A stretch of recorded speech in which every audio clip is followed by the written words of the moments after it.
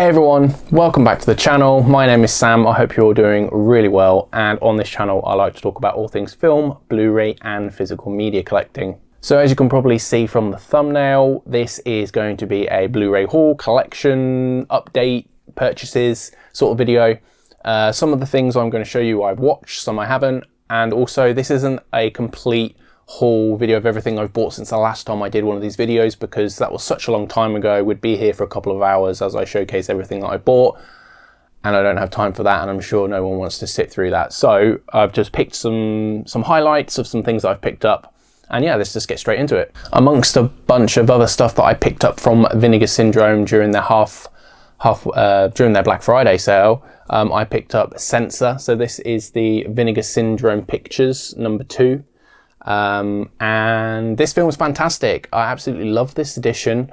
The basic story is of a woman who is a censor working in the UK during the 80s amidst the video nasty era, and she sort of has a psychotic break, and it sort of deals with the censorship of films at the time, and is a really interesting sort of psychological character study. Very Lynchian in some places, which I don't mind if it's done correctly, because some people try to ape on the Lynchian dream-like logic, surreal imagery, and it doesn't always pay off. But I feel that Prano Bailey Bond is the director of this film, and she did a fantastic job. And this edition, comes in a big hard box, and inside it comes with a slipcover of, these are sort of the fake sort of video nasty films that are in the film, so films within the film. So it has the first film there, and then on the back it has another sort of poster for another film that's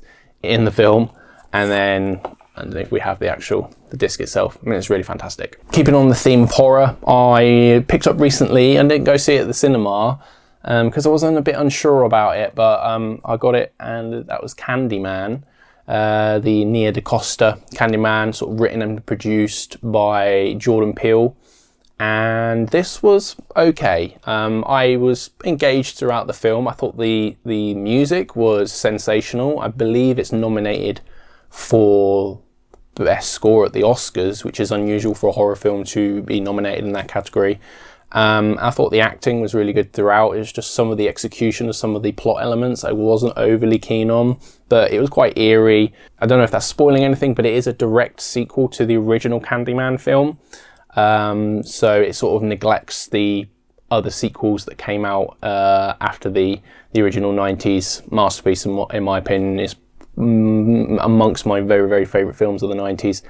Not just horror films. So, but yeah, this was worth a watch, and I'll keep it in the collection. I think I could watch this again years down the line and maybe have a new perspective on it. But yeah, that's Candyman. Next up is a neon release of Titan. I did a full review, sort of spoiler review on this film on the channel, the last video I did.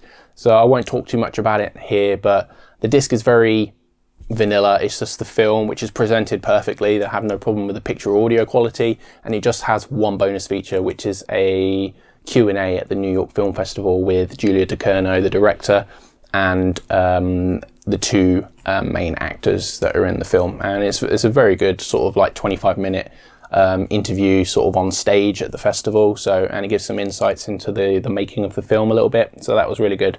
But the film is a knockout, probably my favorite film that came out last year.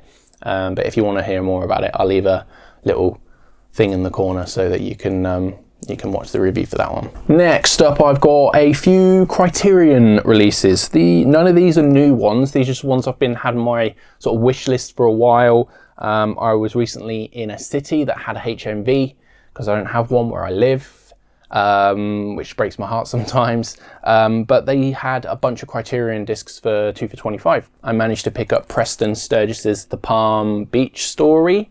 Hopefully there's not too much glare there. I've still got the wrapper on.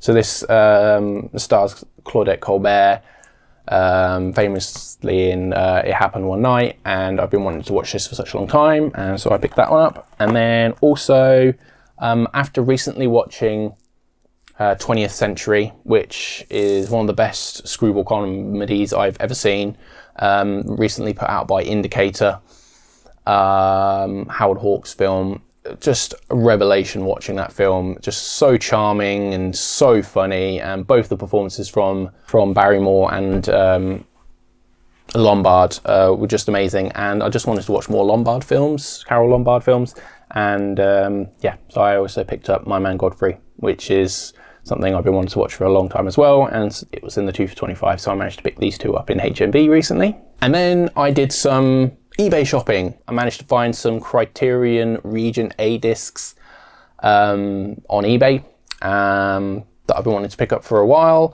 and they were a really good price. They are secondhand, but they're in really good quality, in a really good condition. And I put the discs in and didn't watch the films all the way through, but just to make sure that they actually played.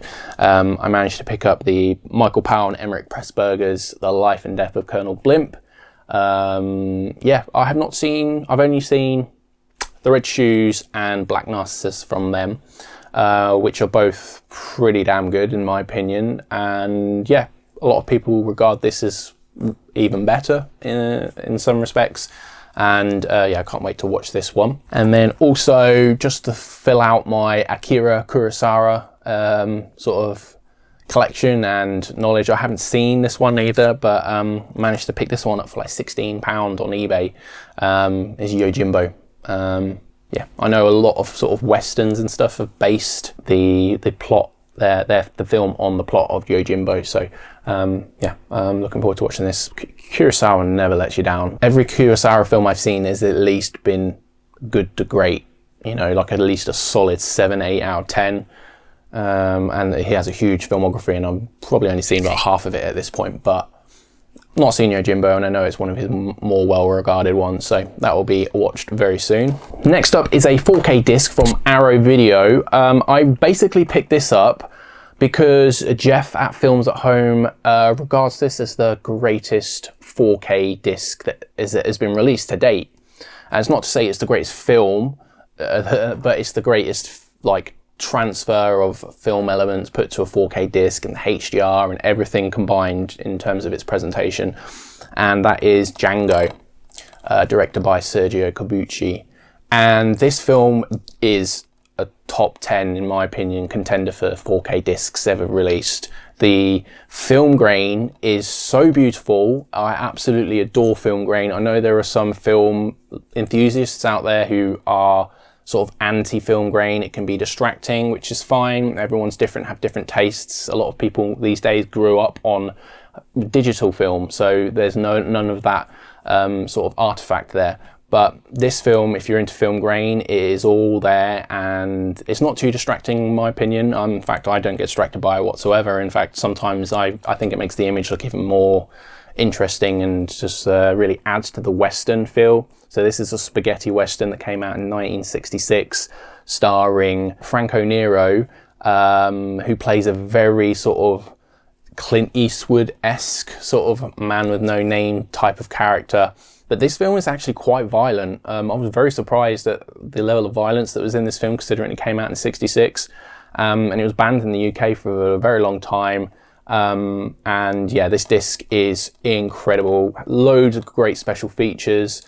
And yeah, the film itself is also pretty damn good. So yeah, this is something I'd recommend if you're into spaghetti westerns in the 4K format and you just want to see like a really high benchmark for what the format can offer. So yeah, that's Django. On the back of Django, I picked up from Eureka. This was actually sold out on the website, so it's sort of out of print now, but I managed to find it on eBay for less than what its retail price was, brand new, sealed. And I'm talking about Il Gran Silenzio, which is another Sergio Corbucci film starring Klaus Kinski. And I've heard nothing but great things about this one. It's meant to be one of the best like westerns ever made. And I'm very glad I got this sort of super special edition version of it. Yeah, so I haven't watched this one yet, so I have no thoughts on it, but based on Django and my appreciation and like love of that, I wanted to delve more into Corbucci's filmography, so I picked up this one. Now for a label that I don't feel gets enough love in the community. They do specialize in releasing sort of independent Japanese cinema, which isn't always for everybody, but there are some real gems in their catalog. I'm talking about Third Window Films, and they recently released Shinya Tsukamoto, who is one of my very favorite directors, his film Hiruku the Goblin, and this comes with a very nice slipcover. Sorry about the glare there. So the first 1,000 customers to purchase the film gets the slipcover, so I had to jump on the pre-order for this one. And yeah, I think Third Windows have released almost all of Tsukamoto's work. There are a few omissions due to rights issues, but yeah, this was recently released in the US under the Mondo Macabro label. But yeah, Third Window Films are an incredible UK-based distribution company, and I absolutely love them. Next up are a couple of 4K titles that I had to share because of how cheap I got them. I think these were price errored in Asda, so I was just out shopping, went into Asda, and their very, very small sort of home media sort of section, which is predominantly DVDs, because I know that's still the predominant market share for like physical media still today. But they had these 4K discs, so it had 1917 and also Dunkirk. So I've seen Dunkirk before, I went to see it in theatres, but I've not seen it since. I haven't actually seen 1917 yet, but I managed to get these two for £5 each, which is an absolute steal. I think these were price errored on when someone was putting them out on the shelf, and yeah, I managed to get them for £5 each. So it pays to go into shops sometimes to see what's on the shelf available. I have no idea what the 4K scans of these are like. I'm sure this is quite good because it would have been shot on film. And then the Sam Mendes film, 1917, another war film. Yeah, I've not seen this, and I know it's famous for its like long takes. The whole film's meant to look like one take, I think, from what I saw from like clips and stuff. I've heard nothing but good things, so hopefully sometime soon I can pop this one on nice and loud, I think, and not too late at night to watch this one. But yeah, 1917, £5. And last but not least are a couple of box sets. One of these I pre-ordered as soon as it came available. And this is from Severin Films, and it's their All the Hornsby Hours box set. So this is a compendium of folk horror films from around the world, yeah, US, UK, sort of Ukrainian films. It is literally lots of different folk horror films from various different pockets around the world. The opening documentary of Woodlands Dark and Days Bewitched is like a 3-hour plus documentary that basically covers the beginnings of folk horror, not just in film but like throughout history, and then sort of the early folk horror films up until sort of present day and their evolution and the different sort of themes that they cover. And it just opened my eyes to so many different films that I've not seen that are in the genre, because I do really enjoy folk horror. There's something about it that's just so eerie that other sort of horror films just can't make me feel. And yeah, this box set has a wealth of films in it and bonus features that I'm looking forward to, you know, exploring over the coming weeks and months when I have time to delve into it properly. But I adore this set. The packaging is superb. Severin knocked it out of the park with this one, and based on the 3 films that I've watched so far, it's such a great release, and the films have been fantastic. So, and lastly, something I wasn't sure I was going to pick up, basically because of financial reasons. As soon as it was announced, I was like, oh, I'm going to pre-order that, but then the price was a bit high, not because I thought it was overpriced, just because the price in general was just a bit too much for me at the time. But then I managed to save some money, and I pulled the trigger on this one, and I managed to get the Arrow release of the Shorescope set, Volume 1. So we've got confirmed another set coming this year at some point, maybe in the summertime. And this contains, I think, 12 films, something like that, of the classic kung fu martial arts films that came out in like the 60s and 70s that the Shaw brothers produced. And I don't think it's just showing up on camera right because it's quite glary, but this set is absolutely stunning. Absolutely stunning. And let's take this out. Let's have a look at this, shall we? So you get all the films in this big book. Like King Boxer is actually one that I watched this morning before recording this. A really entertaining kung fu film. I have very limited knowledge of kung fu films. And then we have The Boxer from Shangtung, probably butchering all these names. And then we have 5 Shaolin Masters and Shaolin Temple, Mighty Peking Man, and there's more. I'm not going to show them all, but and then also there comes with it a really fantastic book that's got lots of writings on each of the films, etc.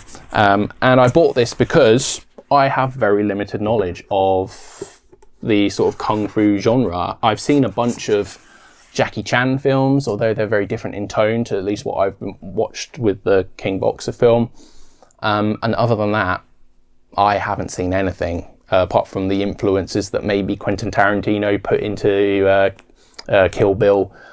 I'm a novice when it comes to the kung fu genre. So far, based on King Boxer, I am really enjoying what I'm watching. The stylistic choices and the over-the-top action, but then also the acting. At least in King Boxer, I'm sure there are some very goofy performances and intentionally for comedy purposes, but in King Boxer the performances were quite serious and felt genuine, even though some of the action sequences were very over the top, but in a very enjoyable way. So I'm looking forward to delving more into that set, and if I think the whole set is fantastic, I will be purchasing the Volume 2 set when that is announced, because it looks beautiful, and one film I've watched so far is really good, and just based on reviews of people on YouTube, the whole set is meant to be absolutely incredible. So that was the Shorescope set. So yeah, I did pick up a bunch of other stuff. As I said, I picked up loads of stuff from Vinegar Syndrome during the Black Friday sale.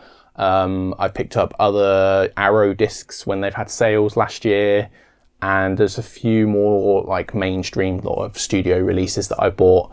Can't remember what they all are, but yeah. I hope you enjoyed this. If you've seen any of these films or picked them up, let me know what you think about them in the comments below. If you like this video, don't forget to give it a like. Subscribe to the channel if you feel like it. And yeah, hopefully I'll see you soon, guys. Until then, take care.